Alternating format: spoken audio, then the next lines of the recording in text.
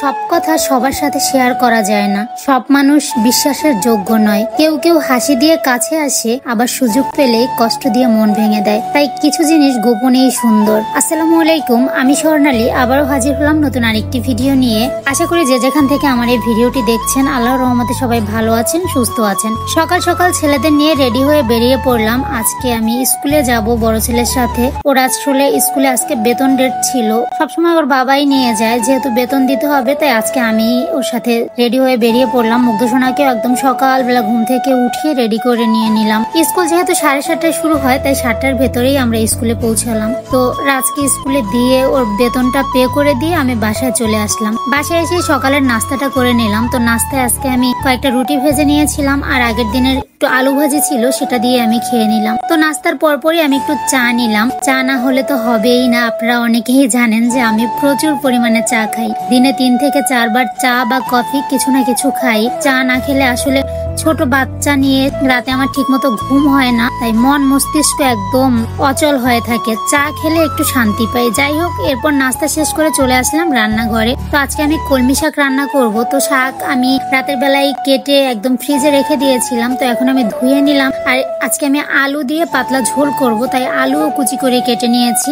তো সেটাও ধুয়ে নিলাম। তো আমি রান্নাটা কিন্তু বসিয়ে দিয়েছি। তো আলুগুলো মশলার ভেতরে দিয়ে বেশ কিছুটা সেদ্ধ করে এর ভেতরে পানি দিয়ে, পানিটা যখন ফুটে আসে তখন আমি শাকটা দিয়ে দিলাম। তো এরপর ঢেকে আমি অল্প একটু রান্না করলাম। অল্প একটু সময়ের ভেতরেই শাকটা হয়ে গেছে। কলমি শাক রান্না করতে কিন্তু বেশি একটা সময় লাগে না। এই তো আমার শাকটা রেডি। তো এরপর আমি ডিম রান্না করব। ডিমটা আমি আগেই সেদ্ধ করে রেখেছিলাম। তো এরপর একটু হলুদ মরিচ মেখে ভেজে নেব, যার কারণে ফ্রাই প্যানে আমি একটু তেল গরম করে নিলাম। তো এর ভিতরে ডিমগুলো দিয়ে অনেকটা সময় আমি একদম লাল লাল করে ভেজে নিলাম। তো এরপর মশলাটা কষিয়ে নিয়ে ডিমগুলো এর ভিতরে দিয়ে দিলাম। ব্যাস, আমার রান্নাটা শেষ।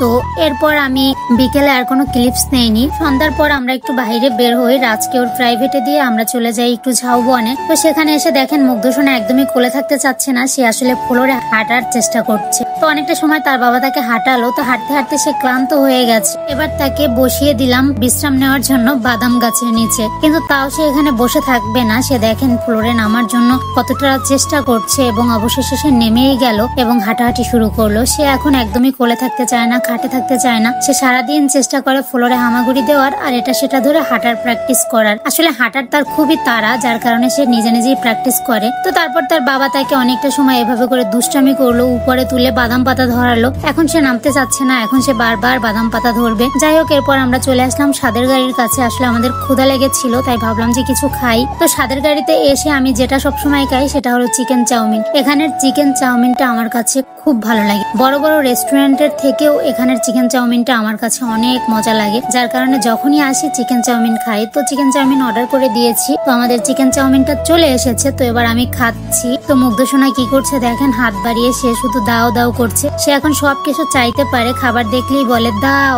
দাও। তো তার বাবা তাকে খাইয়ে দিচ্ছে। আসলে খাবার দেখলে সে খাওয়ার থেকে বেশি চেষ্টা করে হাত দিয়ে মাখামাখি করার। তো বাইরে যেহেতু আমরা আছি তাই তাকে তো আর হাত দিয়ে মাখতে দেওয়া যাবে না, তাই তার বাবা তাকে খাইয়ে দিচ্ছে। তো এরপর খাওয়া দাওয়া শেষ করে আমরা এখান থেকে উঠে পড়ি। তো এরপর আমরা আবার বেশ কিছুটা সময় হাঁটাহাঁটি করি, বাদাম গাছের নিচে বসে থাকি। তো তারপর দেখলাম যে একটা মামা এখান থেকে মুড়ি নিয়ে যাচ্ছে। তো লেবুর গন্ধে আমার মনে হলো যেন মুড়িটা খেতে অনেক মজা হবে, তাই তার কাছ থেকে নিয়ে নিলাম। তো এরপর লেবু দিয়ে সুন্দরভাবে আমি মুড়িটা খেলাম। আর আমি তো মুড়ির সাথে ডাল নেই না, ডাল নিলে মুড়িটা নরম হয়ে যায়, খেতে ভালো লাগে না। তাই লেবু দিয়ে মামা আমাদের মুড়িটা মেখে দিল, খুবই ভালো লেগেছিল। কিন্তু মুড়িটা ছিল প্রচুর ঝাল, এখন আমার প্রচুর ঝাল লেগেছে। তো তারপর আমি লেবুর শরবতের একটা গাড়ি দেখলাম, সেখানে চলে এসে তাদের কাছ থেকে একটা লেবু শরবত নিয়ে নিলাম। তো এখন আমি ঝালটাও মিটালাম, তৃপ্তিটাও মিটালাম। লেবুর শরবতটা খেয়ে মনে হলো যেন একটা শান্তি পেলাম। যাই হোক, এরপর আমরা বাসায় চলে যাব। আর আজকের ভিডিওটা এখানেই শেষ করে দিচ্ছি। আমার ভিডিওটা যদি ভালো লেগে থাকে অবশ্যই লাইক কমেন্ট করে আমার পাশেই থাকবেন।